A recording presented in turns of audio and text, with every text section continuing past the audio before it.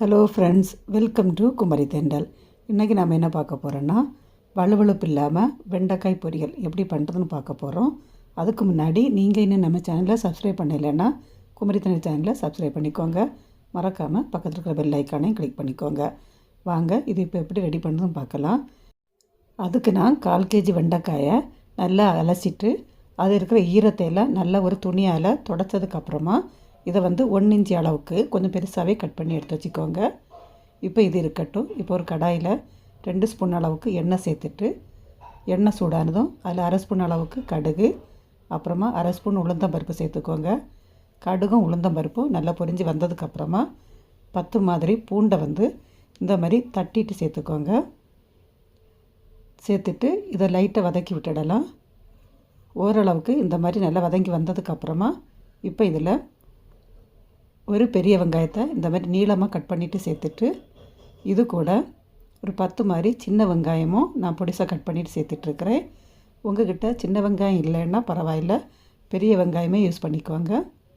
இப்போ இந்த வெங்காயம் லைட்டாக கலர் சேஞ்ச் ஆகி வரும், அது வரைக்கும் வதக்கி விட்டுக்கோங்க. பாருங்கள், இந்த அளவுக்கு வதங்கி வந்ததுக்கப்புறமா நம்ம கட் பண்ணி எடுத்து வச்சிட்ருக்கிற வெண்டைக்காய் இதில் சேர்த்துடலாம். சேர்த்துட்டு ஒரு 2லேருந்து 3 நிமிஷத்துக்கு நல்லா இந்த எண்ணெயிலேயே வெண்டைக்காயை வதக்கி விட்டுக்கோங்க.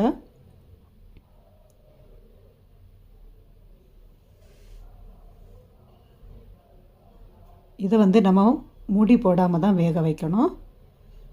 இப்படியே 2 நிமிஷம் நல்லா இந்த மாதிரி வதக்கி விடும்போது வெண்டைக்காய் ஓரளவுக்கு வதங்கி வரும்.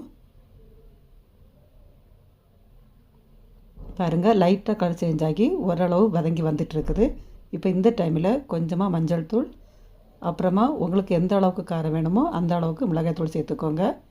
இது கூட இந்த பொரியலுக்கு தேவையான உப்பு இவ்வளவும் சேர்த்துட்டு திரும்பவும் இதை நல்லா வதக்கி விட்டுடலாம்.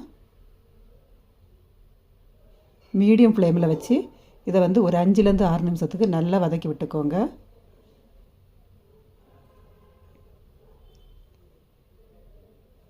இந்த மாதிரி நம்ம வதக்கி எடுக்கும்போது கொஞ்சம் கூட வெண்டைக்காயில் வழுவழுப்பு இல்லாமல் சூப்பராகவே வரும். பாருங்கள், 80% நமக்கு வந்துட்டுருக்குது.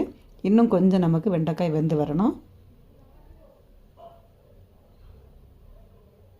பாருங்கள், இப்போ வெண்டைக்காய் பொரியல் சூப்பராகவே ரெடியாகி வந்துட்டுருக்குது.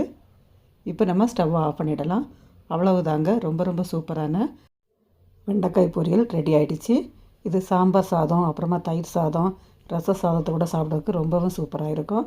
நீங்களும் இதே மாதிரி ட்ரை பண்ணி பார்த்து எப்படி வந்துச்சுன்னு உங்களோட ஃபீட்பேக்கை கமெண்ட்டில் சொல்லுங்கள். இந்த வீடியோ உங்களுக்கு பிடிச்சிருந்துச்சுன்னா லைக் பண்ணுங்கள். மீண்டும் இன்னொரு ரெசிபியோடு உங்களை சந்திக்கிறேன். நன்றி, வணக்கம்.